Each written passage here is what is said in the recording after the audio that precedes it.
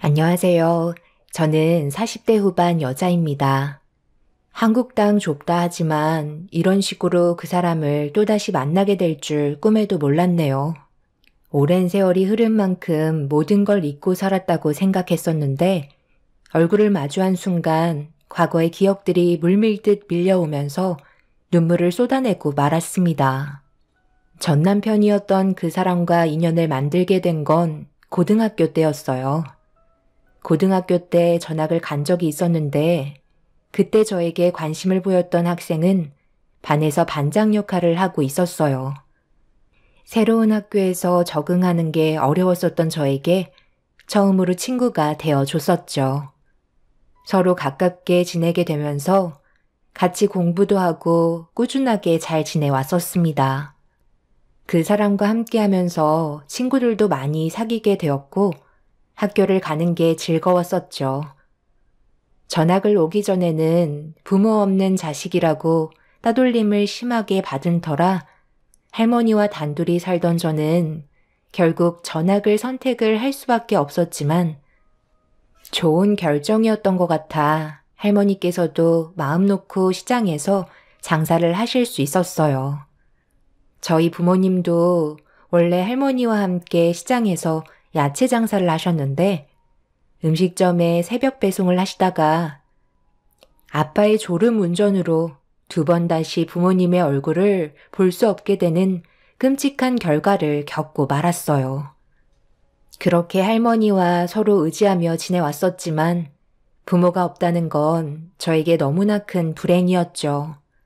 그런데 학교 문제로 전학을 가고 새롭게 인연을 만들게 된 학교에서 저와 인연을 만들게 된 그 친구는 힘들었던 제 삶에 많은 비중을 차지할 정도로 특별하게 다가왔었어요. 그 친구는 놀랍게도 할머니와 단둘이 살고 있는 저와 반대로 어머님과 단둘이 살고 있는 비슷한 상황을 겪고 있더군요. 그래서 대화도 잘 통했고 저희는 서로 많은 부분에서 의지하며 함께 많은 시간을 보내게 되었어요. 저희 집도 가난했지만 그 친구 집안도 넉넉한 형편은 아니었어요. 어머님이 식당 일을 하면서 뒤에서 학업에 집중할 수 있게 많은 걸 도와주고 계셨죠. 통하는 부분이 많다 보니 함께하는 시간이 많아졌고 얼떨결에 친구의 어머님께 인사를 드리게 되는 일이 생기게 되었네요. 제 얼굴을 보고 싶다며 저녁 먹고 가라고 초대를 하셔서 인사를 드리러 갈 수밖에 없었어요. 저를 꽤 관심 있게 보고 계셨는지 궁금한 점들을 이것저것 질문하셨고 앞으로 둘이서 서로 의지하며 잘 지내길 바라셨습니다. 어머님께서 식당 일 때문에 잘 챙겨주지 못하는 걸 제가 대신 곁에서 신경 써주길 바라셨어요. 서로가 나이는 어렸지만 그래도 좋은 감정을 가지고 있었기 때문에 어머님께서 걱정하고 계시는 것들을 제가 옆에서 신경 써주며 잘 지내왔었죠. 그 친구는 자신의 꿈이 의사가 되는 거라며 꼭 성공해서 가난한 삶에서 빠져나오고 싶어 했어요. 저도 같은 길을 가기 위해 저희는 정말 많은 노력을 해왔고 고등학교 2학년이 되었을 때도 같은 반이 되면서 저희 사이는 더욱더 끈끈해졌어요. 누가 봐도 사귀고 있다는 걸 알 수 있을 만큼 좋은 관계를 계속해서 유지해 왔었죠. 그런데 잘 지내오던 어느 날 늦게까지 공부를 하고 집에 도착했는데 옆집에 살던 아줌마가 왜 이제 왔냐며 저에게 눈물을 흘리셨고 할머니께서 갑자기 쓰러지시면서 머리를 다치신 것 같다며 정신을 회복하지 못하고 계시다는 충격적인 상황을 알려주셨네요. 전혀 예상하지 못한 일이 벌어지는 바람에 급하게 병원으로 달려갔지만 제 눈앞에는 이미 말도 안 되는 광경이 펼쳐지고 말았습니다.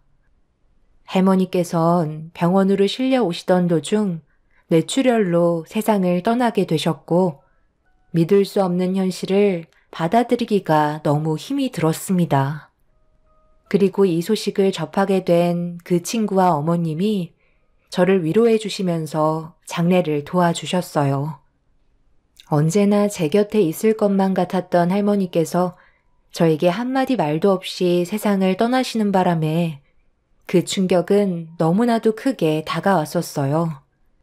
정신적으로 기댈 수 있는 마지막 한 사람을 떠나보내니 앞으로 어떻게 살아야 할지 걱정이 앞섰고 괴로움의 눈물을 하염없이 흘리며 할머니를 보내드리게 되었습니다. 지금은 많이 힘들겠지만 어쩌겠니? 산 사람은 앞만 보고 달려야지. 내 아들과 함께 의사가 되겠다며? 아줌마가 옆에서 힘 닿는 데까지 도와줄 테니까 너는 공부에만 열중해라. 내 아들도 너를 만나서 더욱더 열심히 하는 모습을 보니 내가 더 마음이 쓰여서 그런다. 둘이 함께하면 앞으로 더 험한 일이 찾아와도 분명 길은 열릴 거다. 지금 당장 힘들더라도 미래를 위해서 더 열심히 달려야지. 앞으로 아줌마가 할머니 대신 엄마 역할을 해줄 테니 우리를 가족으로 받아들이고 남은 인생 함께 하자꾸나. 사람 인생 안 좋은 일들만 생기겠니? 분명히 해 뜰 날도 찾아올 거다. 어머님은 저를 딸처럼 생각해 주셨고 홀로 남겨진 저를 걷어 주셨어요. 제가 옆에서 그 사람과 함께 해주길 바라셨습니다. 그만큼 저희 둘이 서로 정신적으로 의지하는 부분이 많다는 걸 어머님께서도 알고 계셨는지 제가 무너지면 아들도 무너지게 될 거라며 안 좋은 상황이 오기 전에 저를 받아들여 주셨어요. 어머님의 고운 마음이 저를 감동시켰고 장례식이 끝난 이후 어머님의 도움을 받아 모든 걸 정리하고 어머님 댁에서 함께 살게 되었어요.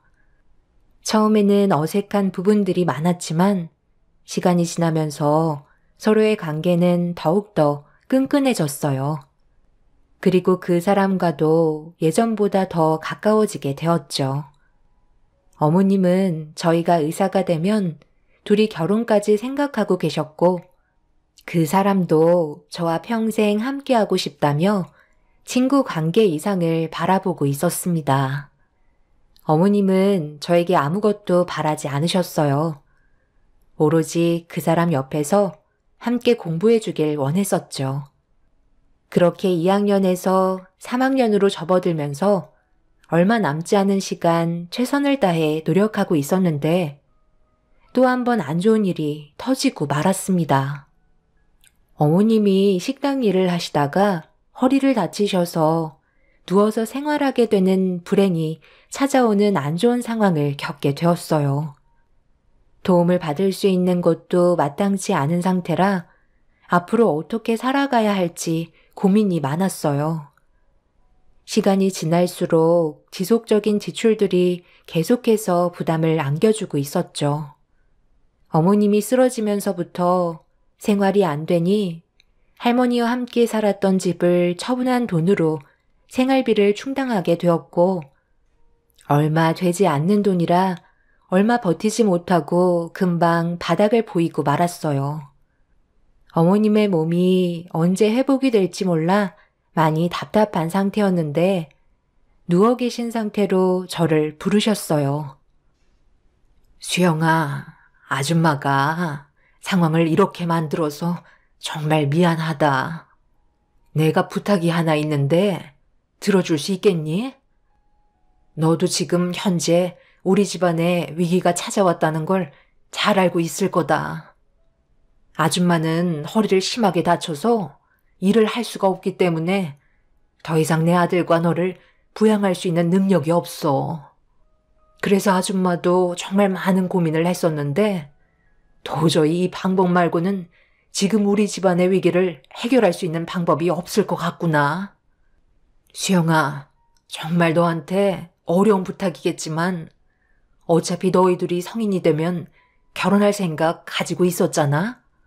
자리가 잡힌 뒤에 결혼하는 게 당연하겠지만 지금은 어쩔 수 없는 상황이니 성인이 되자마자 일단 혼인신고부터 해라. 결혼식은 내 아들이 의사가 된 이후에 해도 되는 거니? 그렇게 진행하는 걸로 하고 수영이 네가 아줌마 대신 내 아들의 뒤를 봐줄 수 있겠니? 이제부터 우리 집안의 정식 며느리가 되는 거다. 너희들은 가벼운 사이도 아니고 서로 그동안 정말 잘 지내왔었잖아. 이대로 가다간 우리 모두 길바닥에 주저앉게 될 게 뻔하고 내 아들은 결국 의사의 길을 걷게 되지 못할 거야. 수영이 너도 안 좋은 상황으로 흘러가게 만들고 싶지 않잖아? 분명 고생한 만큼 그 보상은 충분히 주어질 거라 생각한다. 그건 이 아줌마가 장담할게. 내 아들이 지금까지 의사가 되려고 쉬지 않고 앞만 보며 달려온 거 너도 옆에서 봤기 때문에 너무 잘 알 거 아니야. 그러니까 내가 이렇게 부탁하는 거야. 우리 집안의 며느리가 되어주고 내 아들이 의사가 될 수 있게 수영이 네가 제발 도와주렴. 아줌마가 이렇게 부탁할게. 식당에서도 우리 집안 사정 전부 다 알고 있기 때문에 수영이 네가 바로 일을 할 수 있게 만들어준다고 했었어. 힘들겠지만 우리가 살 수 있는 방법은 이것 말고는 없다. 그렇게 해줄 수 있지? 나도 그렇지만 내 아들도 지금 너의 도움이 간절하다. 그날은 아줌마에서 시어머니가 되는 날이었어요. 시모의 말을 거절할 수 없었고 제가 사랑하는 그 사람이 의사가 될 수 있게 제가 도와줘야만 했습니다. 할머니가 세상 떠나시고 시모가 옆에서 저를 딸처럼 대해주신 건 진심이었기 때문에 시모가 건강상 문제가 생겼다고 해서 바로 등을 돌릴 정도로 저는 독하지 못했었어요. 시모의 말대로 그 사람과 결혼은 나중에 하더라도 법적으로 서로 부부가 되면 아무 문제 없다고 생각했었고 저 또한 그 사람을 많이 의지하고 있었기 때문에 꼭 의사로 만들어주고 싶었습니다. 결국 제 몸 하나 희생해서 집안을 일으켜 세우기 위해 다니던 고등학교를 나와야만 했어요. 그리고 새벽부터 저녁 늦게까지 식당에서 일을 하며 저희 세 가족이 먹고 살 정도로 생계 유지를 할 수 있었죠. 그 사람도 저에게 미안해하면서 꼭 성공해서 모든 걸 보상해 주겠다며 잠잘 시간 쪼개가면서 제 희생이 헛되지 않게 많은 노력을 했어요. 그렇게 저와 그 사람은 앞만 보고 달려간 결과 명문대 진학을 하게 되었고 저희는 성인이 되면서 정식 부부로 삶을 꾸려나가게 되었어요. 대학생이었던 남편의 뒤를 부족함 없이 지원해주기 위해 집에 돌아와서는 얼마 되지 않는 부업 일까지 하면서 한 푼이라도 더 벌어 남편의 뒤를 지원해 주었습니다. 시모는 그런 저를 옆에서 바라보며 항상 고맙다고 미안해 하셨어요. 가족이라고 생각했었기 때문에 움직일 수 있었고 모든 걸 희생하며 살아갈 수 있었습니다. 그리고 틈날 때마다 고등학교를 졸업하지 못했던 저는 검정고시를 보기 위해 따로 공부를 해왔었어요. 그래도 졸업장은 있어야 할 것 같아 틈나는 대로 공부를 손에 놓지 않았습니다. 그렇게 각자 주어진 환경에서 최선을 다하며 살아온 결과 남편은 의사가 될 수 있었고 저는 검정고시로 고등학교 졸업장을 취득할 수 있었네요. 남편은 제 손을 잡아주면서 그동안의 고생과 희생에 대해 고마워하며 앞으로 좋은 일만 생길 거라고 저를 안아주었습니다. 그렇게 오랜 시간 다녔던 식당 일을 그만두게 되면서 남편이 벌어오는 돈으로 저희 가족은 힘들었던 시간의 보상을 받을 수 있었죠. 하지만 의사가 된 남편은 생각했던 것보다 너무 바쁜 날들을 보내왔어요. 가족들과 보낼 수 있는 시간은 부족했고 집에 안 들어오는 날들도 많아지기 시작했죠. 하지만 사회생활이라는 게 쉽지 않기 때문에 모든 걸 이해하며 살아왔었습니다. 그런데 세월이 흐를수록 남편도 그렇고 시모가 저를 대하는 행동들이 조금씩 당황스럽게 만들 정도로 안 좋은 모습을 보여주었어요. 언제까지 놀고 먹을 거니? 의사 아내가 됐으면 당연히 그에 걸맞는 모습을 보여줘야 하는데 뭐라도 해야 되지 않겠어? 보니까 내 아들이 꽤 많은 모임을 가는 것 같던데 분명 부부 동반 모임도 있을 테고 앞으로 더 좋은 길이 열릴지도 모를 기회가 찾아올 수도 있는 건데 내 아들 뒷배경이 안 좋으면 되겠어? 그 자리에 멈춰서서 더 이상의 발전도 없이 더 큰 물에서 놀 수 있는 기회를 놓친다면 그건 잘못된 거잖아. 너는 다음 계획이 뭐니? 그동안 고생했으니 이제 놀고 먹기만 할 건 아니지? 어머님, 저도 여러 가지 생각하고 있어요. 그이가 벌어오는 돈만 받아 먹으면서 살아갈 생각 없어요. 그러니 너무 급하게 생각하지 마세요. 저도 원래 꿈이 의사였다고요. 하지만 저 사람 의사 만들어주려고 제 꿈은 포기했었잖아요. 그동안 얼마나 오랜 기간 식당 일을 해온 걸 아시면서 그런 말씀하시는 건 솔직히 서운하네요. 저에게 부탁할 때 생각 안 나세요? 의사 될 때까지만 고생해 달라면서요. 저도 정말 많이 힘들었다고요. 몸 여기저기 성한 곳이 없어요. 그래서 잠깐 쉬는 건데 그게 그렇게 못마땅하세요? 저도 하고 싶은 걸 찾는데 시간이 오래 걸릴 수밖에 없어요. 저 사람이 벌어오는 돈으로 놀고 먹기만 할 생각 없으니까 걱정하지 마세요. 당신이 얘기해봐. 내가 부끄러워? 그동안 뼈 빠지게 고생한 나를 데리고 다니는 게 부끄럽냐고. 왜 아무 말도 하지 않는 건데? 정말 어머님이 말한 대로 모임에 나를 데려가는 게 창피하다고 생각하는 거야? 솔직하게 얘기하면 좀 그렇긴 하지. 당신이 식당 일을 하도 오래 해서 그런지 외적으로 가꾸질 못해서 누가 봐도 풍기는 이미지가 좋아 보이지 않잖아.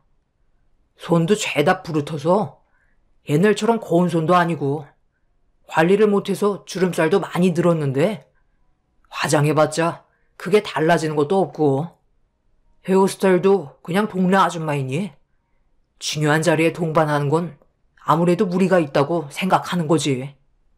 나도 의사만 되면 모든 게 끝나는 줄 알았는데 그 무리에서도 급이 갈리더라고. 그런데 당신과 함께 동반하면 내 이미지가 어떻겠어? 그래서 그런 자리를 피하게 되는 거야. 의사 이미지가 있잖아. 당신 정말 말 이상하게 한다. 내가 왜 이렇게까지 됐는지 모르는 거야? 나도 여자야. 누구는 꾸미고 싶지 않아서 이렇게 살아왔던 것 같아? 나한테 쓸 돈 한 푼이라도 아껴서 당신 지원해주려고 잠도 안 자가며 부업까지 하면서 벌은 돈으로 주머니 채웠는데 이제는 그런 게 고맙지도 않은 거야? 그냥 내가 짐처럼 느껴지는 거냐고. 사회에 나가니까 능력 좋은 여자들이 많아서 눈알이 막 돌아가디? 당신이 어떻게 여기까지 왔는지 잘 생각해봐. 나 아니었으면 의사 꿈도 못 꿨어. 당신이 금전적으로 지원해준 건 고마운데 내가 그만큼 노력을 했으니까 의사가 된 거지. 뒤에서 밀어준다고 아무나 의사가 되니? 시무와 남편의 말들은 저에게 너무 큰 서운함을 안겨주었어요.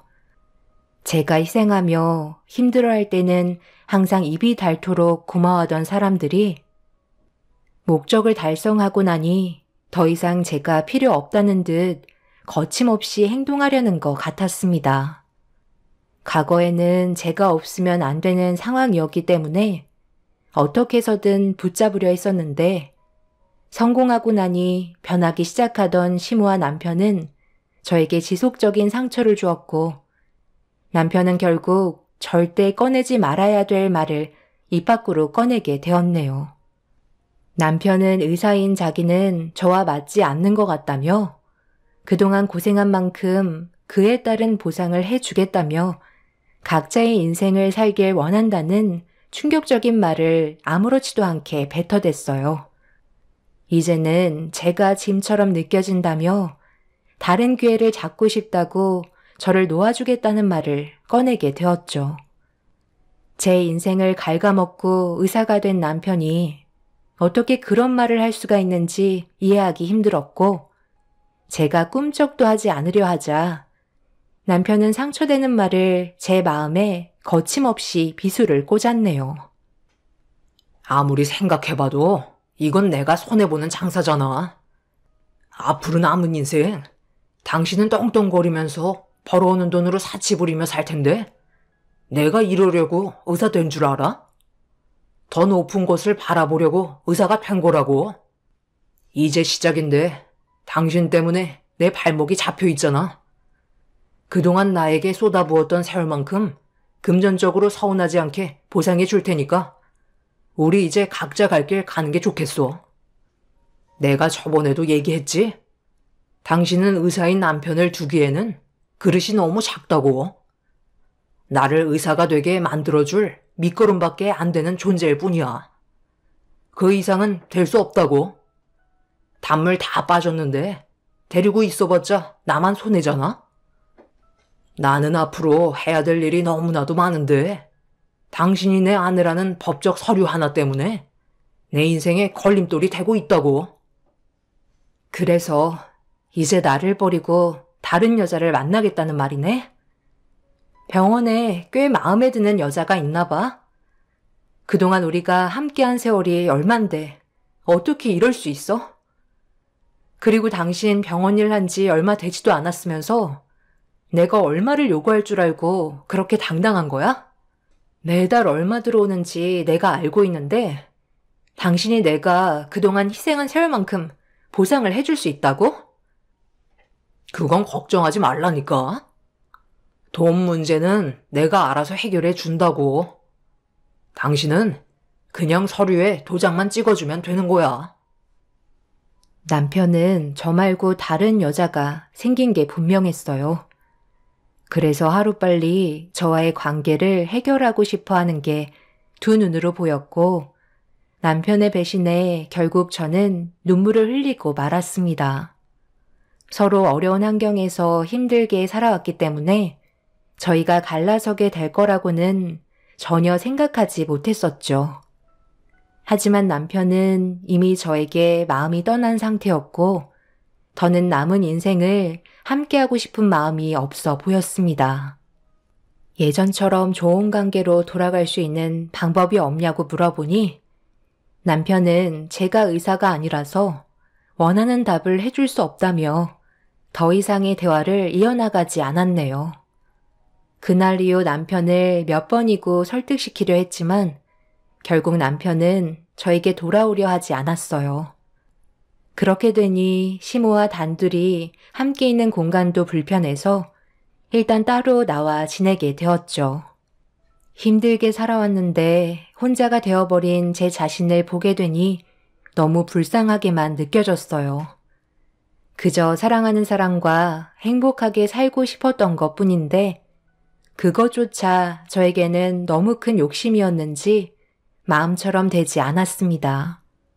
그렇게 시댁에서 나와서 지낸 지 며칠의 시간 동안 정말 많은 생각을 했었고 머릿속을 정리하면서 남편을 놓아줄 마음의 준비를 하게 되었어요. 오랜 시간 끌어봤자 좋아질 거 하나 없을 것 같아 어쩔 수 없이 결정을 해야만 했어요. 그래서 시댁을 다시 찾아갔는데 현관문을 여는 순간 충격적인 장면을 목격했고 너무 큰 배신감에 저는 이성을 잃고 말았네요. 어머님, 지금 제가 두 눈으로 보고 있는 지금의 상황을 설명해 주실 수 있으신 거죠? 한 걸음 떼는 것도 힘들어 하셨는데 어떻게 지금 집에서 음식 준비를 하고 계신 거죠? 오늘 누가 오나 봐요? 음식들도 신경을 많이 쓰셨네요. 그동안 저를 이용해 먹으려고 연기하신 거예요? 허리 다치신 것도 전부 다 거짓이었나요?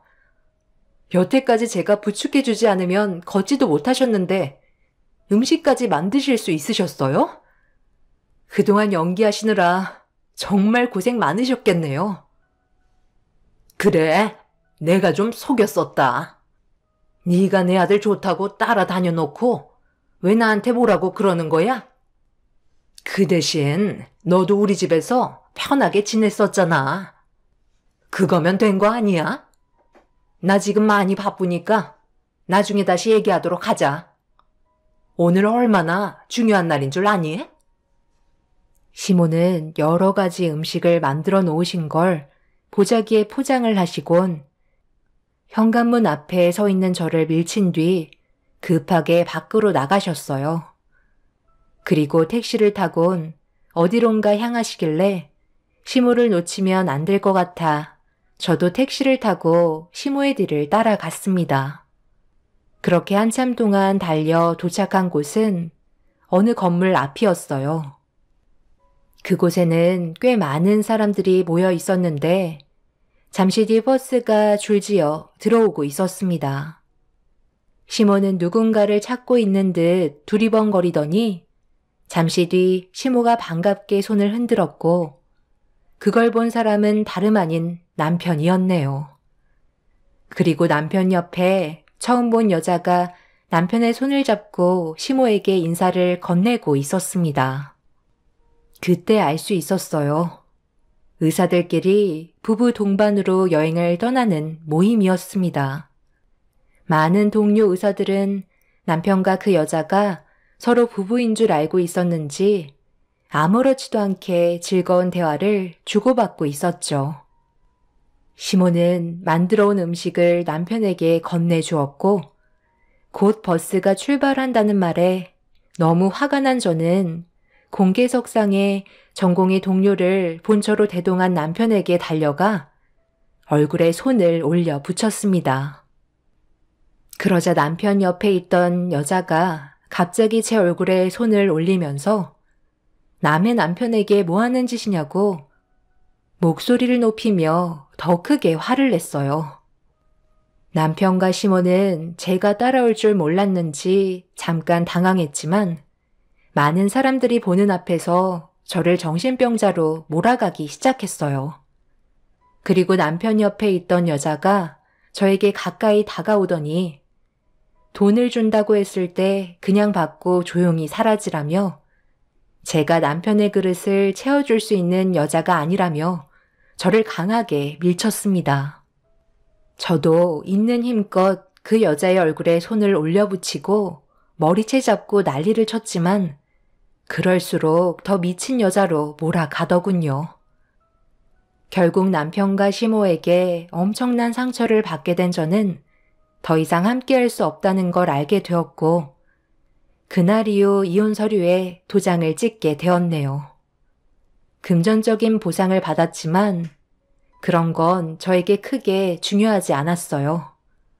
사랑했던 사람에게 받은 상처가 너무나도 컸기 때문에 앞으로의 삶을 살아갈 자신이 없었습니다. 제 삶의 목표는 남편이 의사가 되고 이쁜 아이 하나 낳아 행복하게 사는 게 꿈이었는데 모든 것들이 물거품으로 되었으니 앞으로 살아갈 자신이 없었어요.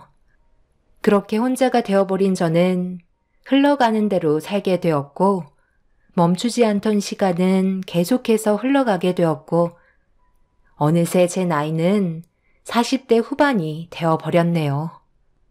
세월이 흐른 만큼 제 삶도 많이 바뀌게 되었어요. 포기할 뻔한 인생에 좋은 사람을 만나 아이도 가지게 되었고 안정적인 가정을 꾸려가며 소박한 인생을 만들어가고 있었죠.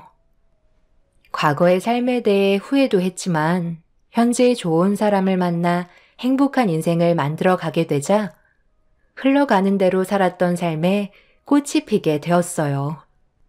그런데 한국 땅이 정말 좁긴 한지 뜻하지 않은 장소에서 제 눈앞에 전 남편과 시모를 마주하게 되었고 저를 마주한 두 사람은 많이 놀란 듯 사색이 된 얼굴로 저를 바라보고 있었습니다.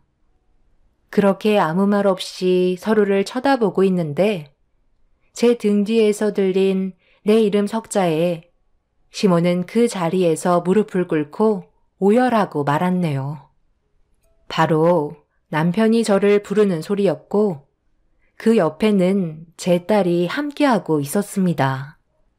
그리고 오열을 하고 있던 시모는 저에게 말을 붙이려 하자 대화조차 섞고 싶지 않아 등을 돌린 뒤 현 남편과 제 딸에게 걸어갔어요. 제가 모른 척하자 갑자기 전 남편이 제 이름을 부르며 용서를 구했어요. 저에게 저지른 과거의 잘못된 행동에 대해 뉘우치고 있다며 눈물을 흘렸습니다. 남편이 저를 보며 당황한 듯 과거의 전 남편이냐고 물어보길래 고개를 끄덕였죠. 나 버리고 떵떵거리며 잘 살아갈 줄 알았는데 의사 선생님께서 이런 모습으로 여긴 웬일일까? 당신은 두 다리를 어디다 팔아먹고 이곳에 온 거야? 그새 돈도 다 떨어진 거야? 이런 노후한 환경의 요양원에 도움받으러 올 정도면 이미 돈이 바닥난 건가? 당신이 어떻게 살아왔는지는 모르겠지만 별로 궁금하지도 않아.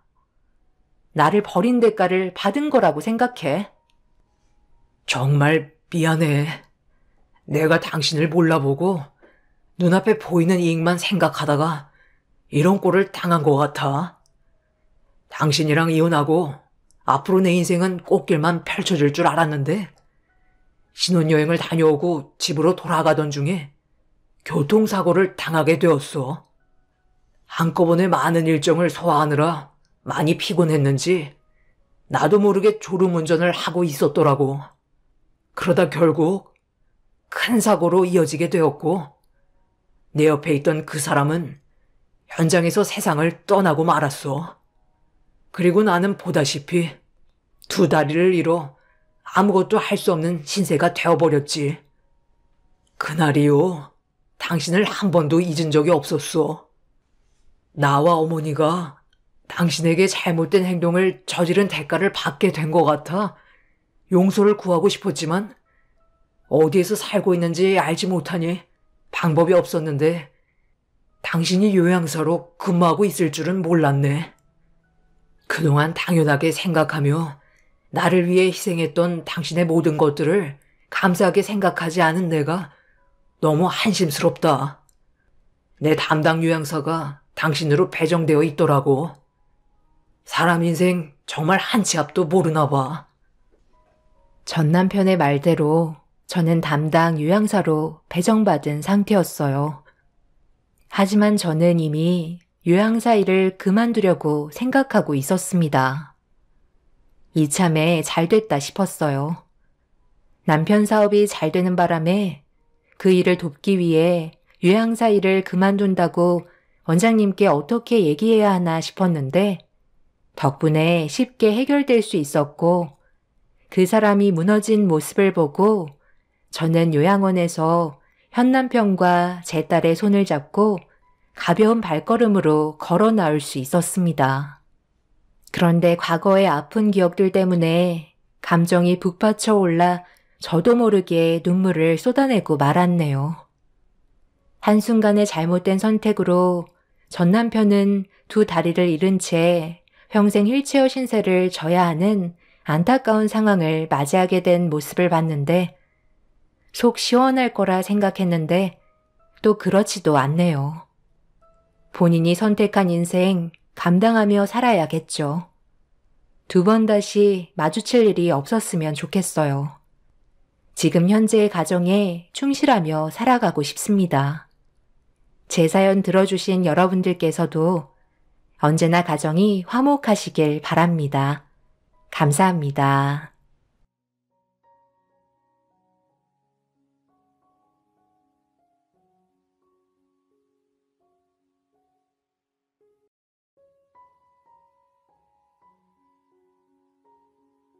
안녕하세요.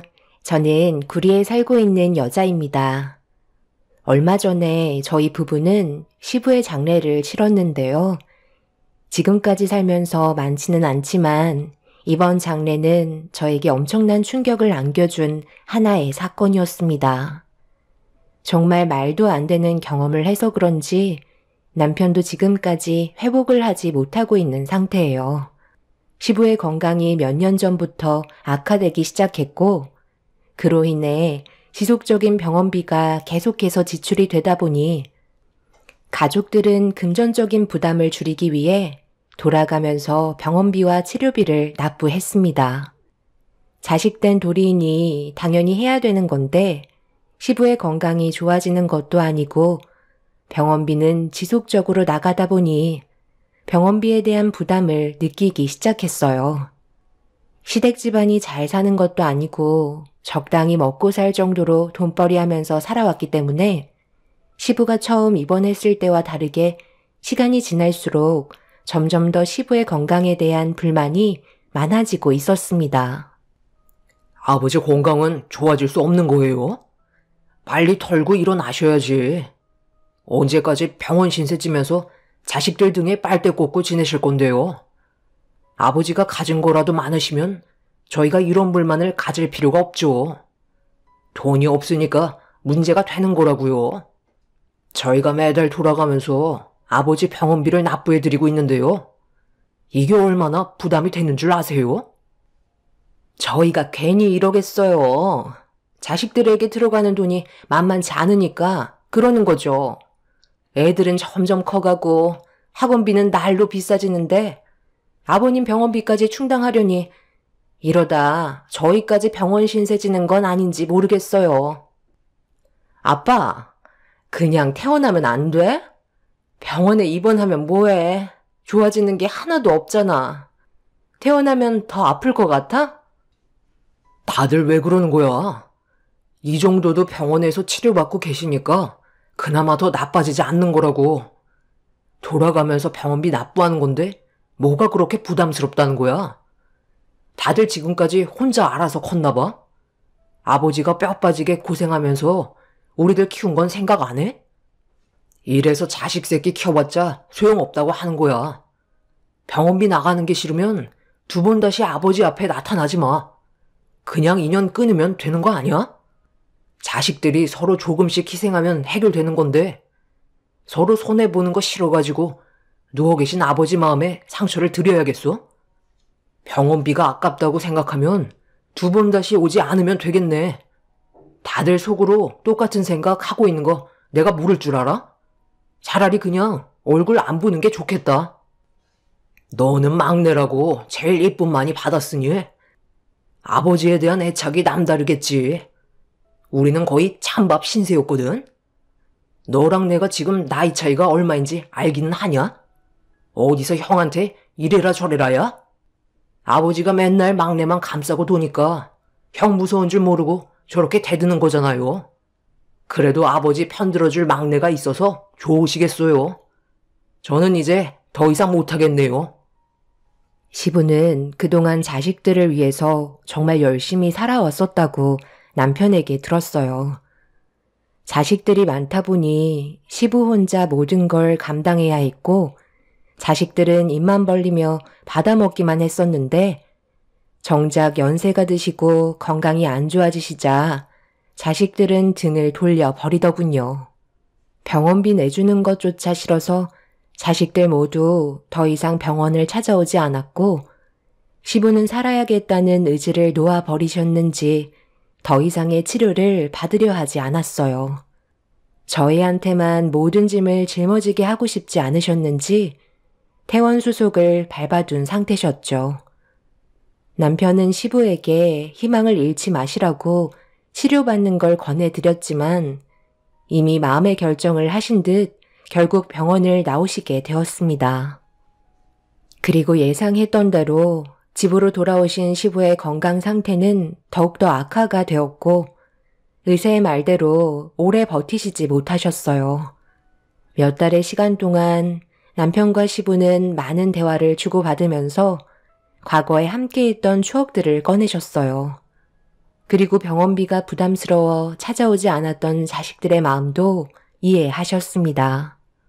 경제적인 부담을 안겨주고 싶지 않았던 시부는 그렇게 자꾸 하셨고 장례식이 진행이 되자 그제서야 가족들이 하나둘 모여들기 시작하더군요. 당신도 최대한 알고 있는 지인한테 전화를 해서 아버지 장례식에 오게끔 만들어. 이럴 때 인맥을 이용해 먹는 거지. 그렇잖아도 벌써 연락 한 번씩 다 돌렸어. 퇴근하고 저녁 늦게 온다고 했으니까 당신은 돈이나 잘 챙겨. 형, 지금 뭐 하는 건데? 아버지 이름 팔아서 장사하겠다는 거야? 형은 지금의 상황에 돈밖에 안 보여? 아버지가 누구 때문에 일찍 작고 하셨는지 잊었어? 우리가 서로 뭉쳐서 조금만 더 노력했다면 충분히 가능성은 있었다고. 너 원래부터 말이 많았냐? 자식들이 힘들게 벌어모은 돈 아버지한테 쏟아 부어서 완치된다는 보장이 있었어? 시간만 늘려줄 뿐 완치는 힘들다고 의사가 진단을 내렸는데 거기에다가 왜 쓸데없이 돈을 퍼붓냐고. 조금 더 숨이 붙어 있는다고 뭐가 달라지는데? 우리도 살아야 하지 않겠냐?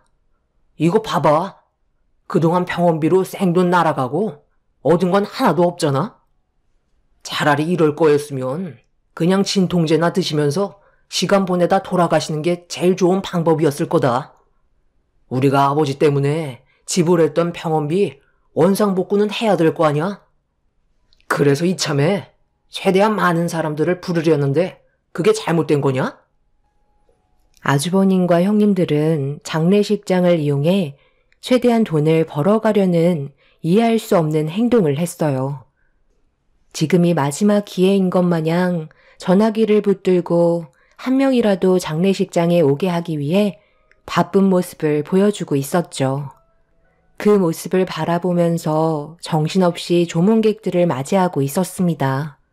정말 많은 분들이 장례식장을 찾았고 남편은 그런 가족들의 모습을 보면서 한숨만 내쉬고 있었어요. 그렇게 늦은 저녁이 되었을 때 조문객의 발길이 끊기자 시숙과 신우들은 부의금함에 모두 모여 서로 중간 결산이라도 하는 듯 돈봉투를 꺼내서 서로 자기 거라며 소리 높여 돈에 대한 집착을 보여주고 있었습니다.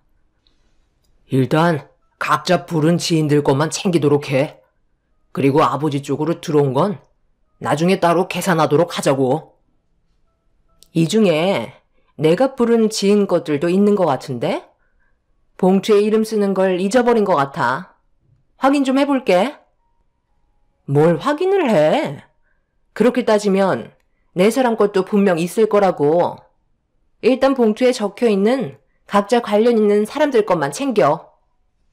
나중에 빠진 건 명부 확인해보면 되니까 일단 확실한 것부터 가져가도록 해. 이번에 내가 좀 놀란 건 아버지가 그동안 인간관계를 잘 유지해오고 계셨나 봐. 생각보다 많은 사람들이 와서 놀랐다니까. 저기 쌓여있는 부의금 전부 아버지 지인분들이 놓고 가신 거잖아. 일단 내가 집안의 장남으로서 모든 걸 관리해야 하니까 아버지 이름으로 들어온 건 내가 관리하도록 할게. 다들 불만 없지? 태호 너 이름으로 온 것도 있는데 지금 가져갈 거야? 아니면 나중에 한 번에 챙겨갈 거냐? 장례가 끝날 때 서로 챙겨가려다 보면 정신없으니까 네 것도 미리 확인해보고 가져가. 형은 지금 여기 뭐하러 온 거야? 남들이 봤을 때 우리 집안을 뭘로 생각하겠어? 아버지가 돌아가셨고 여기는 장사하는 곳이 아니라 장례식장이라고. 다들 돈에 눈이 멀어서 지금이 무슨 상황인지 전혀 감이 안 잡히나 봐. 태호 너 지금 형이 참고 있는 거 안 보이냐? 어디서 지금 형한테 대들고 있어? 적당히 대들어야지. 너만 아버지 돌아가셔서 슬퍼? 너희들이 동생 교육을 어떻게 시켰으면 형 무서운 줄 모르고 저 모양이야? 오빠는 왜 항상 우리 탓을 하는 거야? 오빠도 잘난 거 하나 없잖아. 집안의 장남이 그동안 뭘 했는데? 아빠가 벌어오는 돈이나 빨아가려 했으면서 꼴에 장난 노릇은 하고 싶은가 봐. 우리도 그동안 말을 안 한 거지? 얼마나 불만이 많았는 줄 알아? 태우 너 누나가 그냥 조용히 입 다물고 있으라고 아까부터 몇 번이나 얘기했어? 아빠 영정사진 앞에서 내가 너한테 화를 내야 되겠니? 한 번만 더 큰 소리 나게 하면 아무리 동생이라도 그냥 넘어가지 않을 거야. 그리고 오빠가 왜 아빠 이름으로 부의금 넣은 걸 따로 보관한다는 거야? 오빠 혼자 장례 비용 전부 다 지불할 거 아니잖아. 일단 나머지는 부의금함에 다시 넣어놔. 혹시 알아? 오빠가 우리 몰래 뒤로 빼돌리고 입 닦을 수도 있는 거잖아. 돈 앞에서는 가족도 믿지 말라고 그랬어. 그만큼 예민한 부분이니까 각자 지인들 것만 챙기는 걸로 하자고. 괜히 얼굴 붉힐 필요 없잖아? 장례 첫날의 시댁 식구들의 모습은 정말 충격에 가까웠었어요. 세상 떠난 시부를 이용해 각자의 이득을 취하는 모습은 온몸에 소름이 돋을 만큼 낯설었고 그동안 제가 알고 있었던 사람들이 아니었죠.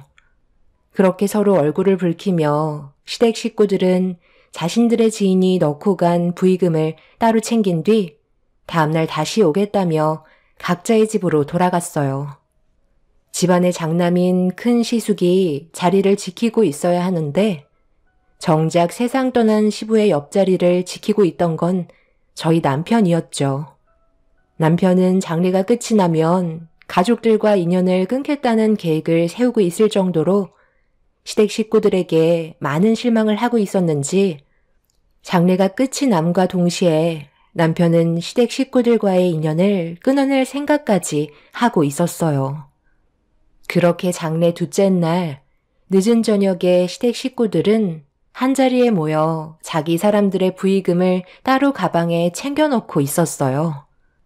그런데 갑자기 큰 아주버님이 목소리를 높이더니 장례식장이 떠나갈 정도로 화를 내면서 돈에 대해 민감한 반응을 나타냈어요. 지금 내 말을 무시하는 거야? 이 정도 금액을 부의금에 넣을 사람이 너희들 지인 중에 없는 거 뻔히 알고 있는데 어디서 지금 거짓말을 하고 있어? 오늘 내 지인 중 한 명이 아버지 돌아가신 걸 가슴 아파하시면서 한참 동안 나랑 대화를 주고받은 적이 있었는데 그분의 집안이 워낙 부유한 것도 있는데 돈의 씀씀이도 상당히 크기 때문에 이번 부의금도 돈 크게 8천만 원을 넣어준 게 확실하다고. 너희들한테 그런 사람들이 주위에 없다는 거 내가 잘 아는데 어디서 자기 거라고 우기는 거야?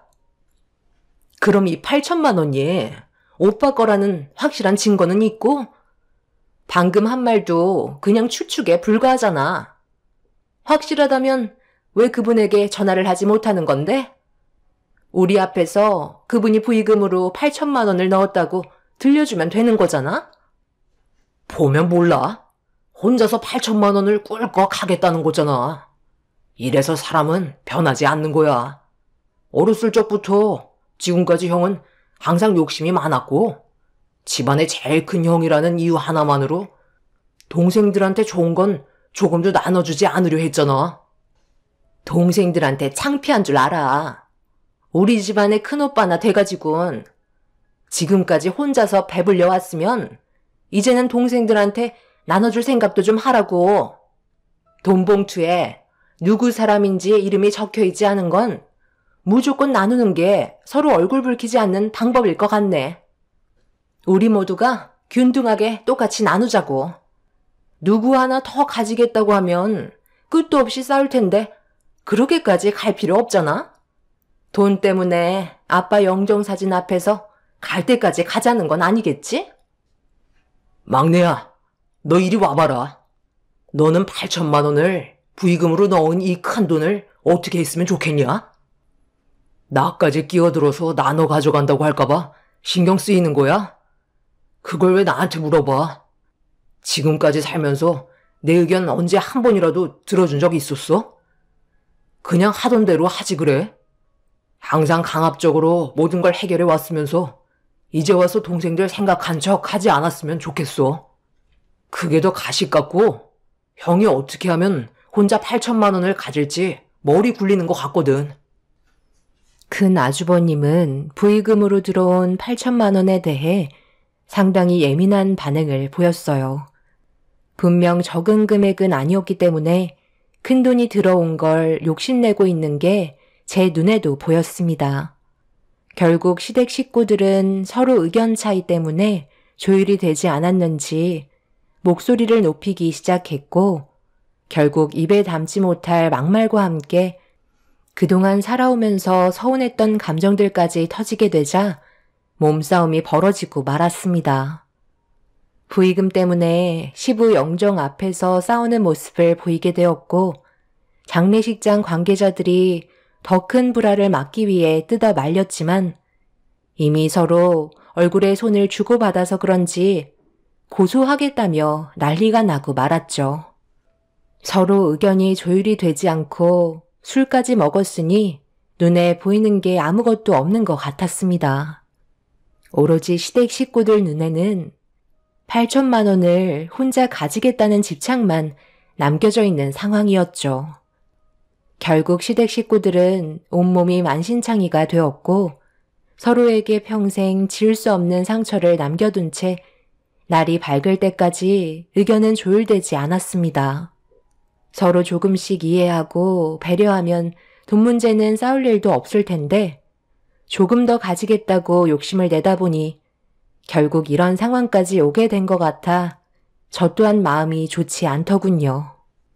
그동안 살면서 장례식장이 이렇게까지 지저분하게 진행이 된 적도 처음이었지만 문제는 부의금을 해결하지 못하면 분명 누군가 한 명은 큰 문제를 일으킬 것만 같은 불안한 느낌이 지속적으로 들었는데 조금 잠잠하다 싶던 순간 큰 시숙손에 그동안 챙겼던 부의금 가방을 들고 있었고 한쪽 손에는 8천만 원이 들어있는 돈봉투가 들려 있었습니다.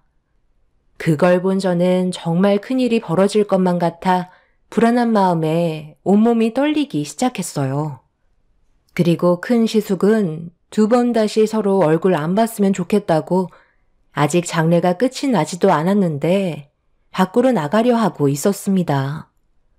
당연히 시댁 식구들은 난리가 나게 되었고 또다시 몸싸움이 벌어지면서 밖으로 나가려는 큰 시숙을 붙잡아 손에 들려있던 8천만 원을 빼앗으려고 장례식장을 아수라장으로 만들어 버렸어요.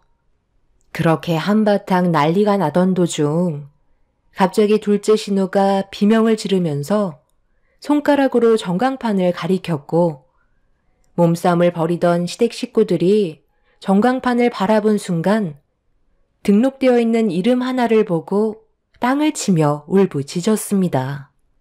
그리고 잠시 뒤 누군가 빈소로 걸어오는 소리가 들렸고 남편은 그 모습을 보며 눈물을 흘렸어요. 그 사람은 다름 아닌 몇십 년 동안 모습을 감추고 계셨던 시어머니셨네요. 한심한 놈들. 너희들은 예나 지금이나 달라진 게 전혀 없구나. 내가 제일 후회하는 게 뭔지 알아? 너희들을 세상 밖으로 나오게 만들었던 걸 제일 후회하고 있다. 세월이 흐른 만큼 서로 위해주고 잘 지내올 줄 알았는데 어떻게 된 게 하나도 바뀐 게 없니? 혹시나 하는 마음에 8천만 원을 사람을 시켜서 부의금으로 넣게 지시했는데 고작 그 돈 때문에 서로 얼굴 안 보겠다고 헐뜯고 상처되는 말들을 아무렇지도 않게 주고받으면서 너희 아빠 영정사진 앞에서 집안 망신 다 시키니? 어머니가 여기는 어떻게 알고 온 거예요? 그럼 이 8천만 원이 어머니가 부의금에 넣으신 거였어요? 지금 이게 뭐 하는 짓이에요? 그동안 한 번도 저희 앞에 나타나지 않다가 왜 이제야 저희 앞에 모습을 드러내신 거죠? 무엇을 원하시는 거냐고요? 내가 내 첫 남편 얼굴 보러 온 건데 다른 이유가 있어야 하니? 그리고 너희들 앞에만 나타나지 않은 거지. 태호와는 계속 연락을 주고받고 있었고 몇 달 전에도 얼굴 한번 본 적 있다. 너희들 하는 꼴이 너무 화가 나서 내가 안 올 수가 없었다. 비록 너희 아빠랑 안 좋게 이혼을 했지만 가정을 위해 최선을 다했던 건 나도 아는 사실인데 자식들이 하나같이 키워주는 애는 생각하지 않고 얼마 되지 않은 병원비 아까워서 너희 아빠한테 등을 돌려? 그것도 모자라 장례식장에서 돈 좀 벌어보겠다고 이런 일들을 만들어? 내가 뒤에서 지켜보고 있는데 여기가 돈놀이하는 노름판도 아닌데 서로 부의금 얼마 들어왔는지 계산하면서 네 거 내 거 하고 있는 모습을 보니 더는 참을 수가 없었다. 그래서 너희들이 어디까지 가는지 확인해 보기 위해 8천만 원 부의금 넣은 거고, 예상했던 대로 가족의 모습은 전혀 찾아볼 수가 없더구나. 한심한 놈들, 당장 내 눈앞에서 사라져. 남편에게 모든 걸 자세하게 들은 건 아니었지만 시부가 오래전에 시모를 놔두고 잠깐 눈을 돌린 적이 있었고 단 한 번의 실수가 충격적인 상황을 오게 만들었고 그날 이후 시부모님은 예전처럼 좋은 관계를 유지할 수 없었다는 걸 듣게 되었습니다. 이유는 시부가 딱 한 번 실수로 눈을 돌렸을 때 집 앞에 갓 태어난 신생아 아이가 있었고 어쩔 수 없이 시모가 그 아이를 걷어들여 키워야만 했었죠. 그리고 그 아이가 지금 제 옆에 있는 남편이었고 오랜 세월 시부모의 갈등은 결국 서로 갈라설 수밖에 없는 상황을 겪게 되었습니다. 남편이 성인이 되면 그때 이혼을 하려고 생각하셨던 것 같았어요. 비록 시부의 실수로 남편이 세상 밖으로 나왔고 친엄마를 찾을 수는 없었지만 시모는 단 한 번도 친자식으로 생각 안 했던 적이 없었다며 지금까지 좋은 관계를 유지해 오고 있었습니다. 그리고 이런 사실을 시댁 식구들도 전부 다 알고 있었기 때문에 막내인 남편을 함부로 대하며 상처되는 말들을 아무렇지 않게 뱉어댔었죠. 그런데 시모가 배 아파 낳은 자식들은 하나같이 서로 헐뜯고 돈 때문에 싸우는 모습을 보니 실망을 많이 하셨는지 슬픈 표정으로 시숙들과 신우들을 바라보셨어요. 그리고 큰 시숙손에 지어져 있던 8천만 원 돈봉투를 뺏어들더니 거기에다 남편의 이름을 적은 뒤 남편의 손에 건네주셨죠. 너희들이 조금이라도 서로 양보하며 우애 좋은 모습을 보여줬더라면 내가 가진 재산을 너희들 위해 사용하려 했다. 그래서 이름을 적지 않은 건데 집안인 장남인 너는 막내보다 못한 모습을 보여주면 되겠니? 이 8천만 원은 막내한테 줄 테니까 너희들은 이제 그만 각자의 삶으로 돌아가거라. 그리고 내가 가진 재산은 전부 사회에 기부하기로 마음먹었다. 몇십 년 만에 나타나서 친자식인 저희한테 그게 할 말이에요? 대오제는 배다른 자식이잖아요. 아버지가 바람 피워서 낳은 자식인데 저희가 정상적으로 살아갈 수 있었겠냐고요? 두 분이 이혼하시고 나서 저희도 정신적으로 얼마나 많은 충격을 받았는지 알아요? 그래서 아버지가 더 원망스러웠고 이런 삶이 너무 싫었다고요. 어머니는 저희랑 한 번이라도 연락하려 했어요. 친자식인 저희보다 배다른 막내한테만 더 많은 신경을 쓰셨잖아요. 저희가 그걸 보고 자라왔는데 정상적이길 바라시는 게 문제인 거죠. 막내한테 건네주신 8천만 원은 저희한테도 권리가 있다고 생각해요. 제가 여기에서 난리치는 거 보고 싶으신 건 아니시죠? 어떻게 친자식은 찬밥 신세이고 배다른 자식을 더 아끼시는지 모르겠네요. 어머니는 아버지의 행동에 대해 화가 안 나세요? 이게 정상적인 가정이냐고요? 그 8천만 원 당장 내놓으시고 사회에 기부하겠다는 재산도 저희한테 전부 나눠주시는 게 맞는 거예요. 그렇게 하지 않는다면 저희는 어머니 장례식장도 찾아가지 않을 겁니다. 시숙과 신우들은 시모를 상당히 증오하고 있었어요. 어렸을 적부터 남편에게 차별을 받았다고 생각하고 있는 듯 보였습니다. 시모도 그렇고 시숙과 신우들이 느끼고 있는 감정은 서로 너무 달랐어요. 하지만 자식으로서 지켜야 할 도리가 있는데 누가 봐도 상식 밖의 모습을 보인 시숙과 신우들의 행동은 이해할 수가 없었습니다. 결국 시모는 자식들을 내쳤고 남편과 함께 시부의 장례를 치러야만 하셨죠. 시모가 결단력 있게 행동하지 않았다면 시부의 장례는 원활하게 이루어지지 않았을 겁니다. 남편은 8천만 원의 부의금을 시모에게 다시 돌려드리려 했지만 시모는 부의금으로 들어간 돈이기 때문에 돌려줄 필요 없다면서 앞으로 어떤 식으로 살아가야 할지 많은 고민에 빠지셨어요.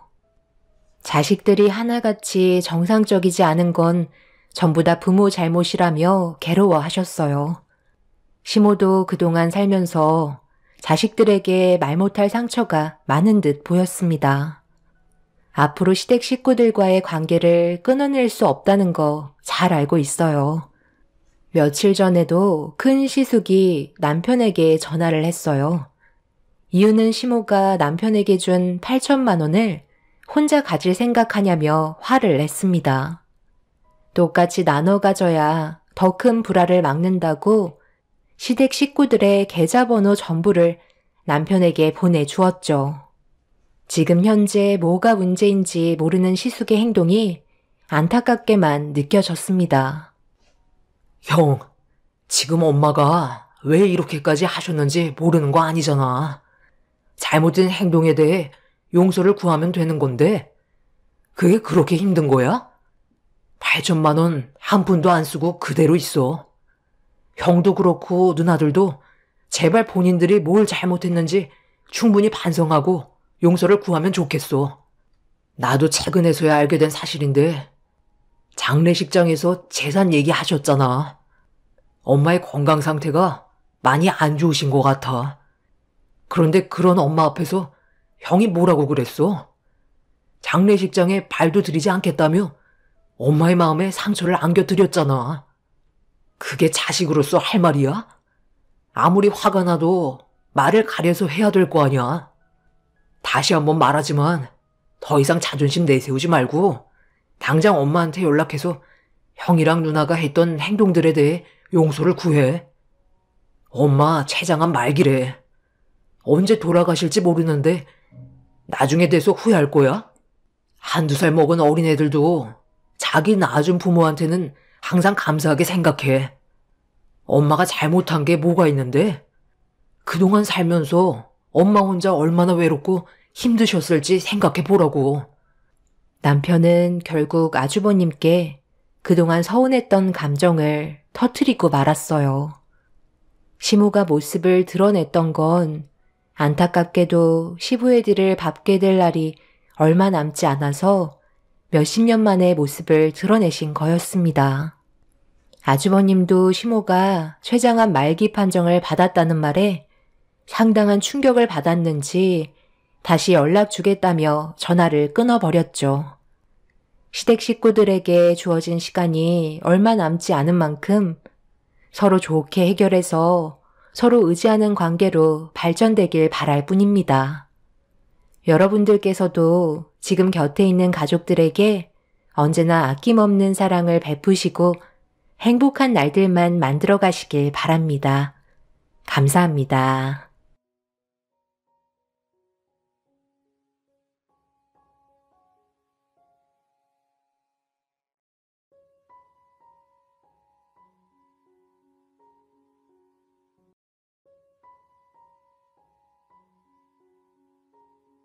안녕하세요. 저는 36살 여자입니다.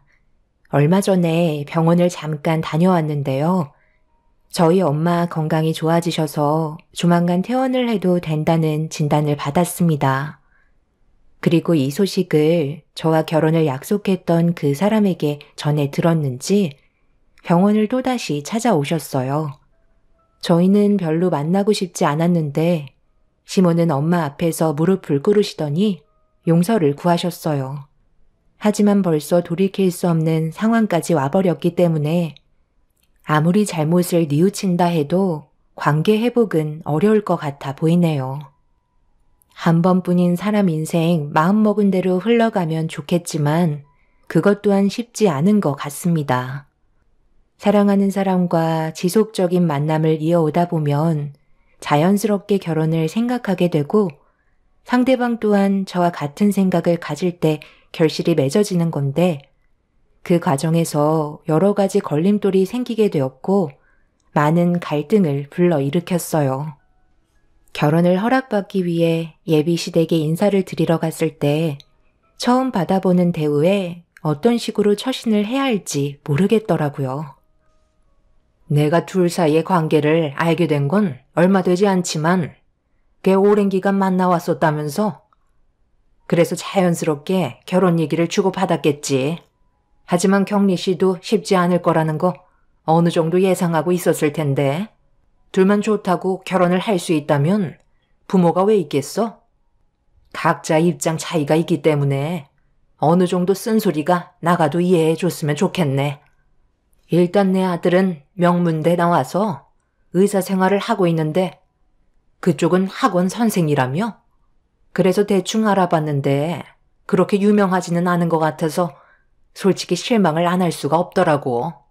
내 주위에서도 잘 나가는 일타 강사 몇 명 정도는 알고 있긴 한데 의사 직업보다 훨씬 더 많은 수익을 받고 있는 걸로 아는데 그쪽은 전혀 알지 못하더라고. 동네에서 이름 좀 날렸다 하면 웬만해서는 강사들끼리 서로 정보 주고받으려고 모임도 가진다는데 그런 곳에서도 참석하지 않는 거 보면 낄 수 있는 수준도 안 된다는 거잖아. 그럼 받는 수익금도 현저히 떨어질 테니 내세울 만한 게 없는 건데 내 아들과 결혼을 하겠다는 게 나는 어이가 없는 거야. 결혼은 양가 집안이 어느 정도 수준이 비슷해야 갈등이 없는 거 모르나? 이런 문제로 안 좋은 상황까지 가게 되는 거 주위에서나 막장 드라마에서도 봤을 거 아니야. 설마 현실은 그렇지 않다고 생각하는 거 아니겠지? 내가 봤을 때 드라마에서 나오는 것들보다 현실이 더 심할 것 같거든. 처음 얼굴 보는 이 자리에서 확실하게 얘기하겠는데 내 아들과 그쪽이 결혼하는 건 솔직히 반댈세. 나 같은 경우 우리 집안과 어느 정도는 수준이 맞아야 한다고 생각하기 때문에 이 결혼은 어차피 무너지게 되어 있어. 억지로 결혼을 강행한다고 해서 과연 삶이 좋아질 수 있을까? 내가 봤을 때 앞으로 겪어본 적 없는 험난한 여정이 시작될 것 같은데? 다시 한번 말하지만 그쪽 집안과 비슷한 배우자를 찾는 게 훨씬 더 효율적이라고 생각되네. 설마 내 아들 이용해서 한몫 챙기려는 건 아니지? 그게 무슨 말씀이세요? 당연히 아니죠. 저는 이 사람과 결혼하고 싶어서 인사드리러 온 것뿐인걸요. 어머님께서 무엇을 걱정하고 계신지는 충분히 이해하고 있어요. 제가 부족하다는 것도 잘 알고 있고요. 어머님 마음 제가 100% 충족시켜 드리지 못하겠지만 며느리로서 정말 좋은 모습 보여드릴 수 있고 돈이 전부가 아니라는 걸 앞으로 결혼 생활하면서 보여드리도록 할게요. 저도 이 사람처럼 명문대 졸업했고 직업 선택폭이 넓었지만 굳이 학원 강사를 선택한 이유는 아이들을 가르치면서 원하는 대학에 진학시켰을 때 얻는 보람이 저에게는 크게 작용해서 지금까지 즐겁게 하고 있는 중이에요. 분명 열심히 하다 보면 분명 성공은 자연스럽게 따라올 거라 믿고 있어요. 엄마가 애초부터 정해놓은 기준치가 워낙 높아서 그런 거지. 제가 여자 보는 눈이 없겠어요. 그동안 경리 만나오는 동안 오히려 제가 배울 점이 훨씬 더 많았어요. 그만큼 몇 년 동안 만나오면서 이 사람 놓치고 싶지 않다고 생각하게 되면서 앞으로 함께하고 싶은 마음에 결혼하자고 제가 먼저 얘기했어요. 그만큼 이 사람을 향한 제 마음 변함없으니 엄마도 저희 받아들여 주세요. 제가 행복하면 되는 거 아닌가요? 집안 차이를 문제 삼으면 한도 끝도 없어요. 예비신랑도 그렇고 저 또한 지속적으로 어머님한테 쉬지 않고 어필을 했어요. 그만큼 저희가 함께하고 싶은 마음이 크다는 걸 보여드리고 싶었습니다. 시부모님께서 아무 말 없이 조용히 듣고만 계시다가 시부는 저희의 결혼을 허락해 주셨어요. 그리고 서로가 평생 행복하게 잘 살길 바란다며 좋은 말씀을 아끼지 않으셨습니다. 하지만 시부의 말을 듣고 있던 시모가 갑자기 끼어드시더니 저희 결혼을 쉽게 결정 내릴 수 있는 문제가 아니라면서 조금 더 생각해 본다며 대화를 마무리하셨네요. 분명 시모가 며느리로서 생각해 두셨던 부분들을 저는 충족시켜드리기 어렵겠지만 그래도 최선을 다하다 보면 어느 정도는 인정받을 수 있을 거라 생각했어요. 하지만 시모가 원하시는 건 제가 예상했던 것보다 상상 이상이었고 결혼이 이렇게까지 힘들 줄 몰랐네요. 예비시댁에서의 첫날은 처음부터 끝까지 긴장이었지만 그래도 최선을 다해 노력하는 모습을 보여드렸습니다. 정말 크게 용기 내서 인사드린 만큼 예비시댁에서 있었던 상황들이 아쉽게 다가왔고 다음에 다시 기회가 된다면 더 좋은 모습을 보여드리고 싶었어요. 그렇게 며칠의 시간이 지나는 동안 서로가 워낙 바빠서 시간을 내지 못해 자주 만나지 못했었는데 하루 일정을 마치고 퇴근을 하려고 학원에서 나오던 도중 시모가 건물 밖에서 저를 기다리고 계셨습니다. 너무 놀라서 급하게 달려가 인사를 드렸는데 비상등을 깜빡이고 있던 차량을 손으로 가리키면서 차에 타라고 얘기하셨습니다. 목적지도 알지 못한 채 일단 차에 타긴 했는데 너무 갑작스런 상황이라 많이 당황스럽기도 하면서 불안한 마음이 공존하고 있었어요. 그렇게 한참을 달려서 도착한 곳은 꽤 좋아 보이는 아파트 건물이었고 차에서 내린 시모의 뒤를 따라가게 되었죠. 시모는 아무 말 없이 엘리베이터 제일 꼭대기층을 누르신 뒤 저를 데려간 곳은 그 사람과 함께 살 집이었습니다. 시모는 텅텅 비어있는 집을 저에게 보여주시며 한마디 하셨어요. 이 집 어떻니? 마음에 드니? 둘이 살기에 딱 적당하지? 내가 우리 아들 결혼하면 선물해 주려고 준비해 두었던 집이다. 정말 내 아들과 결혼을 하고 싶은 마음이 있다면 이 집에 들어와서 살아야 할 거다. 그 대신 조건이 있다. 이곳을 이제부터 네 혼수로 꽉 채우거라. 집은 우리 쪽에서 장만했으니까 혼수는 당연히 그쪽에서 장만해야지. 많이 당황스러운 표정인데 설마 그것까지 내가 준비해 줄 거라고 생각한 건 아니지? 이거 받아라. 명품집에 어울리는 혼수 품목들 정리해 놓은 리스트니까 거기에 적혀있는 가전들로 들여오면 될 거다. 내가 대충 계산해 봤는데 한 5억 정도는 되는 것 같더라. 우리 집 며느리로 들어오는데 5억 정도면 싸게 쳐주는 거야.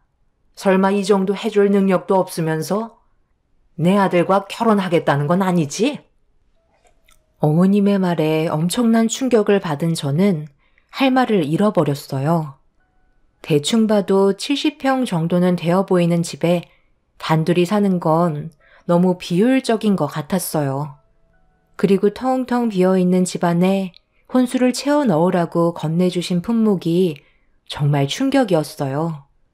당연히 집이 넓은 만큼 들어가는 혼수 품목도 자연스럽게 늘어나는 건 맞지만 들어본 적도 없는 몇천만 원짜리 가구들이며 가전들과 식기까지 전부 다 엄청난 가격대를 형성하고 있었습니다. 저는 너무 당황해서 아무 말도 하지 못하고 있는데 시모의 의도는 분명했어요. 이 정도 하면 제가 떨어져 나갈 거라고 생각하고 있는 듯 보였습니다. 재력이 있는 사람들이야 5억이 아무것도 아니겠지만 저희 집안은 그렇게까지 여유가 많은 건 아니기 때문에 무리일 수밖에 없었고 시모는 제가 서둘러 답을 해주길 기다리고 있었네요. 여기서 5억 혼수를 해오겠다고 얘기하면 결혼이 성사되는 거지만 그렇지 못한다면 이 결혼은 없던 일로 되는 거였죠.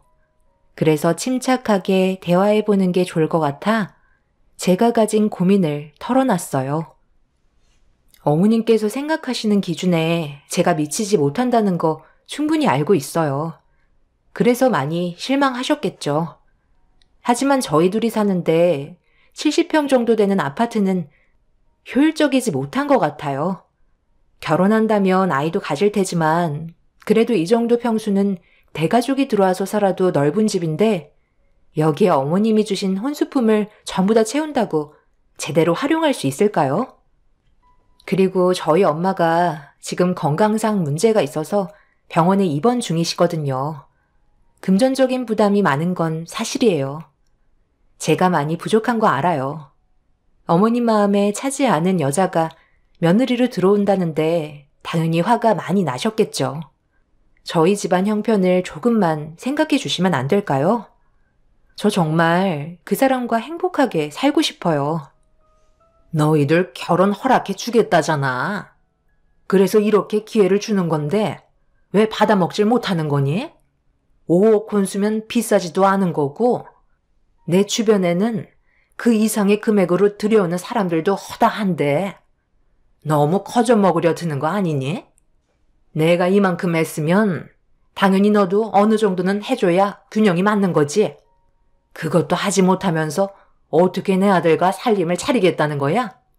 적혀 있는 대로 이 집에 전부 다 채워넣지 않으면 결혼은 없던 걸로 해야 되겠다. 소급 장난이 아닌 거 너도 잘 알잖아? 사부인이 병원에 입원 중인 거랑 집안 살림 채우는 거랑 무슨 상관이니? 병원비가 없을 정도로 사정이 많이 어려운 건 아니잖아. 그 사람과 둘이 살기에는 너무 넓은데 차라리 30평대 아파트를 알아보는 게 좋지 않을까요? 그 정도도 충분할 것 같은데요. 너 지금 내 앞에서 좁아터진 그 집에 내 아들과 살림을 차리겠다는 거야? 주변에 보는 눈이 얼마나 많은데 괜히 쓸데없는 말 귀에 들려서 사람들 놀림거리 만들고 싶은 거야? 너는 내 체면은 아예 생각도 하지 않는구나. 결혼할 생각이 있으면 거기에 적혀 있는 대로 혼수품 들여오고 그렇게 하지 못하겠다면 여기에서 내 아들과 마무리 짓거라. 시모는 그 사람에게 둘이 나눴던 대화에 대해 일체 얘기하지 말라며 저 혼자 모든 걸 해결하라고 사전에 미리 차단을 하셨어요. 제가 간절히 부탁을 해도 저희 집안 사정을 봐주지 않았고 남들에게 보이는 시선을 상당히 중요하게 생각하고 계셨습니다. 결국 5억 혼수품을 해결하지 못한 채 집으로 돌아오게 되었고 앞으로 어떻게 해야 할지 많은 고민에 빠지게 되었어요. 그 사람과 단지 행복하게 살고 싶은 것뿐이었는데 그것조차 마음대로 되지 않는 게 정신적으로 너무 힘들게 다가왔어요. 이런 고민을 혼자서 하는 것보다 부모님과 당연히 상의를 해야 할 문제이지만 엄마가 입원해 계신 상태에서 괜한 걱정 끼쳐드리고 싶지 않아 저 혼자 속으로 앓고 있었네요. 그 사람과 만나는 동안에도 항상 시모의 말이 제 머릿속에서 떠나지 않자 결국 시모와의 약속을 어기고 말았습니다. 혼자서 모든 걸 감당하기에는 역부족이었고 앞으로 어떻게 해결할 수 있을지 고민을 나눠봐야 할 것 같았어요. 그래서 시모가 건네준 5억의 혼수 리스트를 꺼내 보여줬네요. 지금 이것들을 전부 다 당신 집안에서 준비해 오라는 거야? 그리고 그 집은 또 무슨 얘기야? 나는 전혀 모르고 있었는데. 5억이 무슨 애들 장난도 아니고. 이건 내가 생각해봐도 아닌 것 같은데. 내가 엄마랑 다시 진지하게 대화 좀 나눠볼게. 아버지도 이 사실을 알아야 원만하게 해결을 하지. 이런 고민을 당신 혼자서 앓고 있으면 당연히 아무것도 해결이 안 되지. 그리고 엄마한테 70평 집이 있었다고? 그것도 처음 듣는 말인데 내가 모르는 게 왜 이렇게 많아? 그리고 둘이 사는데 그렇게 큰 집이 뭐가 필요해? 30평 정도면 적당한 거지. 엄마는 그냥 당신이랑 내가 결혼을 하지 못하게 끊어내고 싶어서 그런 무리한 요구를 한 것 같아. 우리 엄마랑 사소한 거라도 마찰이 있다면 무조건 나한테 얘기해줘야 내가 나중에 처리를 해줄 수 있어. 아버지가 우리 둘만 좋으면 된다고 했는데 왜 엄마가 이렇게까지 행동하시는지 나도 이해하기 힘든데 당신은 더 많은 스트레스를 받았겠다. 아버지가 모든 걸 바로잡아 주실 거니까 너무 걱정하지 말고 오늘은 들어가서 푹 쉬어. 그리고 어머님 건강 상태는 어떠셔? 그래도 암을 조기에 발견해서 회복률이 높으실 거야. 조만간 인사드리러 간다고 전해드리고. 그 사람은 저에게 좋은 말만 해주었고 걱정하지 말라며 집에까지 바래다 주었어요. 시모와의 문제만 해결되면 모든 게 순조롭게 진행이 될 거라 생각했기 때문에 그 사람과 이 문제를 의논하는 게 맞는다고 생각했었어요. 그런데 그건 제 계산과는 너무나도 틀린 방향으로 흘러가 버렸고 충격적인 일들이 제 앞에 펼쳐지고 말았죠. 다음날 퇴근을 하고 병원에 도착해 엄마 병실을 향해 걸어가고 있는데 갑자기 시모가 제 앞에 나타나셨어요. 화가 머리끝까지 올라오셨는지 흥분한 상태로 저를 향해 걸어오시더니 제 팔을 강하게 잡으신 뒤 비상계단으로 저를 끌고 가셨습니다. 아무래도 그 사람한테 혼수 문제로 대화를 주고받은 것 때문에 저를 찾아오신 것 같았어요. 내가 귀에 못이 박히도록 얘기하지 말라고 그렇게 경고했는데 지금 내 말을 무시하는 거니? 쥐뿔도 없는 집안 내가 받아주겠다는데 5억 혼수품이 그렇게 하고 싶지 않았어? 그럼 다른 남자 찾아보면 될 것을 왜 자격 미달인 네가 감히 내 아들을 넘봐? 한 번만 더 내 앞에 나타나기만 해봐라. 그때는 말로 끝나지 않을 거다. 웬만해선 내가 손을 쓰지 않는 성격이기 때문에 지금도 엄청 참고 넘어가는 거야. 그러니 더 이상 우리 집안에 문제 일으키지 말고 내 아들과 인연 끊거라. 혼수 리스트 하나도 제대로 해오지 못하는 능력 없는 너를 내가 며느리로 어떻게 받아들이겠니? 어머님, 사람 사는 기준이 다 다르지만 저희 집안 사정도 어느 정도 생각해 주셔야죠. 지금 경제적으로 어려운 상황이고 이 문제로 병원에 계신 저희 엄마한테 스트레스 받게 하고 싶지 않아요. 지금 수술 경과도 좋아졌고 조금 있으면 퇴원하시는데 괜히 스트레스 받으시는 일 생기기라도 하면 암이 재발될 수도 있어서 지금까지 아무 말도 하지 않고 있었어요. 제가 많이 부족한 만큼 정말 열심히 살아가는 모습 보여드릴 테니 그 사람과 결혼하는 거 허락해 주세요. 인생의 돈이 전부가 아니잖아요. 그래서 지금 사정을 봐달라는 거니? 안 되겠다. 내가 너희 사부인 얼굴 좀 보면서 얘기를 해야 이 문제가 해결될 것 같구나. 마지막으로 말하는데 5억 혼수 리스트에서 하나라도 빠진다면 이 결혼은 없던 걸로 할 테니까 그만 고집 피워라. 알겠니? 시모는 화가 머리끝까지 올라왔는지 저를 강하게 밀치시더니 엄마가 계신 병실로 걸어가셨어요. 병원에까지 찾아온 걸 보면 그 사람한테 엄마가 계신 병원을 전해 들은 것 같았습니다. 저는 시모의 팔을 잡고 소란 피우지 않았으면 좋겠다고 간절히 부탁했지만 시모는 이미 귀를 닫아버리셨는지 제 말을 들어주려 하지 않았어요. 결국 화가 머리끝까지 올라온 시모는 저희 엄마가 계신 4인 병실의 문을 대차게 열며 들어가셨고 급하게 저도 뒤따라 들어간 순간 충격적인 광경을 목격하고 말았습니다. 분명 엄마한테 소리치며 화를 내셔야 하는데 온몸이 굳은 것처럼 그 자리에 멈춰 계셨어요. 아들, 네가 지금 왜 여기에 있는 거야? 여기에 있으면 안 되는 시간 아니야? 그런데 당신은 여기를 어떻게 알고 찾아온 거야? 엄마, 지금 그게 문제예요? 어머님한테 전부 다 얘기 들었어요. 엄마랑 예전에 대학 동기였다면서요? 어머님이 엄마가 어떤 모습인지 궁금하다고 하셔서 잠깐 사진 보여드렸는데 갑자기 당황해 하시길래 이유를 여쭤보니까 엄마가 대학 시절 때 어머님 밀어서 떨어뜨렸다면서요? 과에서 엄마가 짝사랑하던 남자가 있었는데 그 사람은 어머님과 서로 만나고 있었고 그런 모습이 질투가 나서 사람들 몰래 다리 위에서 밀치고 도망쳤는데 증거 불충분으로 결국 해결되지 못하고 어머님은 결국 다리 하나를 평생 장애를 안고 살아갈 수밖에 없었다고 하는데 그 말이 사실이에요? 그게 갑자기 무슨 뚱딴지 같은 소리야. 나는 오늘 그쪽을 처음 본다고. 몸 상태가 안 좋다더니 이제는 치매까지 오셨나 봐. 원수는 언젠가 다시 만난다더니 어떻게 이런 식으로 또 만나게 됐네? 그동안 아주 잘 지내고 있었나 봐. 눈이 부실 정도로 때깔이 좋아졌구만.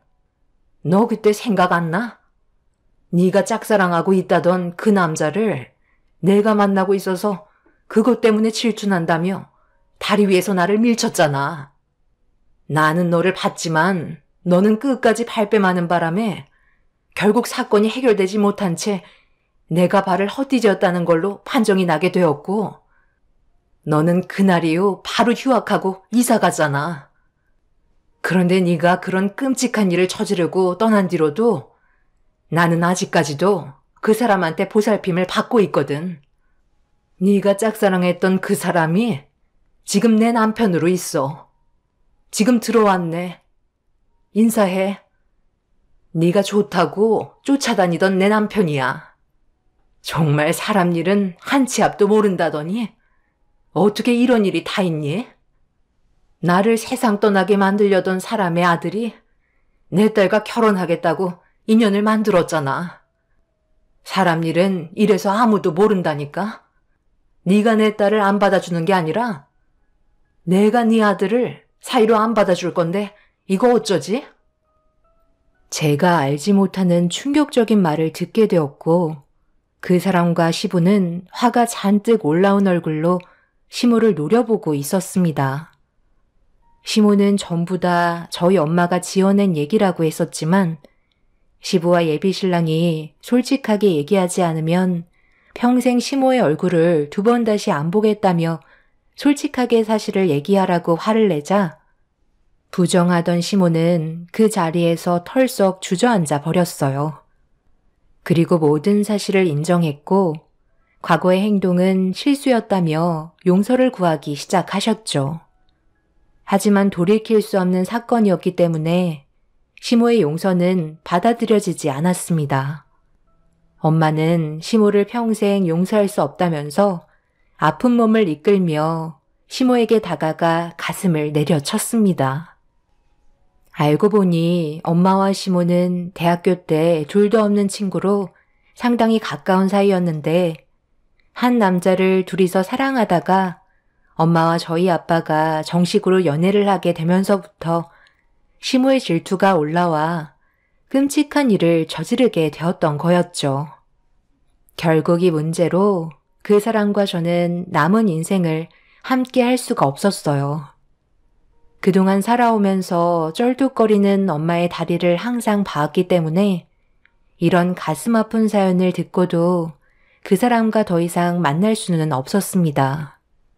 시부와 그 사람은 단순히 그냥 병문 안차 온 거였는데, 이런 충격적인 일이 눈앞에 펼쳐질 거라곤 상상조차 하지 못했습니다. 시모는 피눈물을 흘리면서 과거의 행동에 대해 사죄했지만, 오랜 세월이 흐른 만큼 마음의 골이 깊어진 엄마는 용서를 구하는 시모를 받아주지 않았습니다. 이렇게 되자 시부는 저희 엄마가 용서해 줄 때까지 절대로 집에 들어오지 말라며 화를 내시곤 병실을 나가셨네요. 그 사람도 시모의 잘못된 행동에 충격을 많이 받았는지 눈물을 흘리며 밖으로 나가 버렸습니다. 그날 이후 시모는 시간만 되면 계속해서 병원을 찾아와 용서를 구하고 계십니다.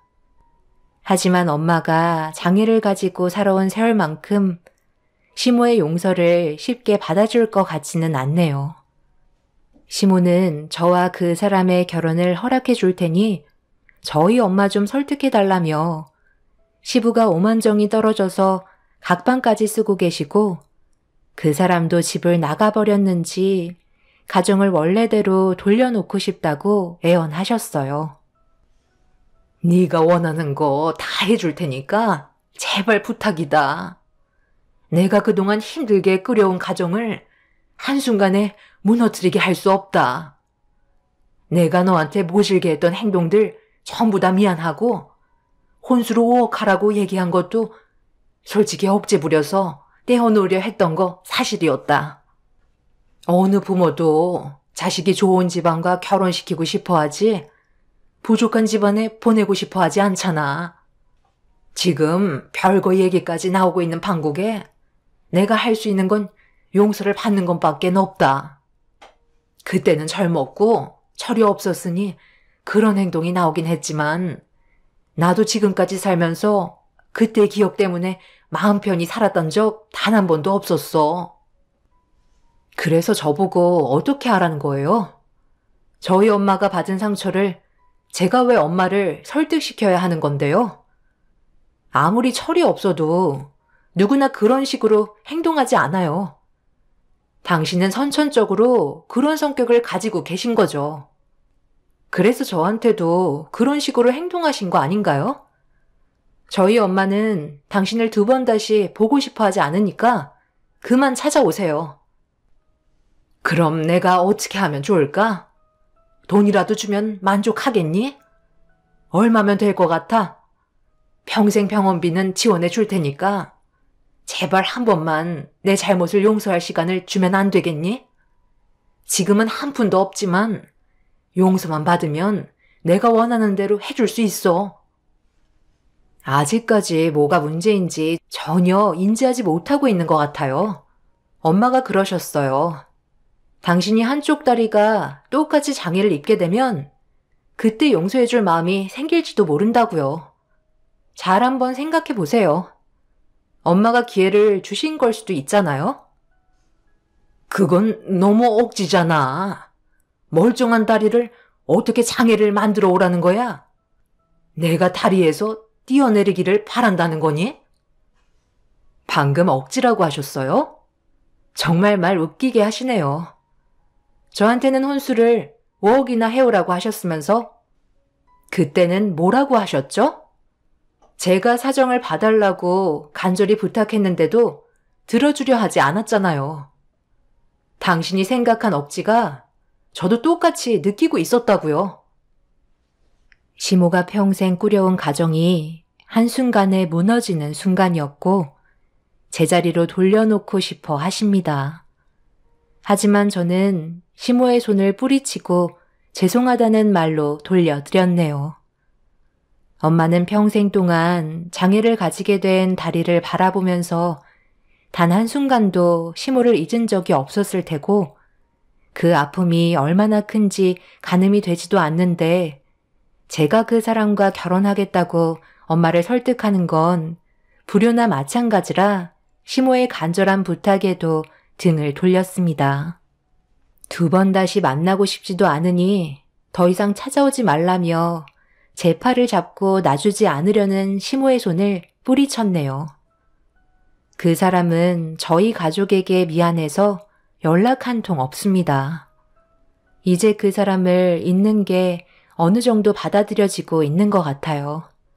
시부께서는 미안한 마음에 평생 병원비는 지원해 줄 테니 걱정 말라고 하시는 중이세요.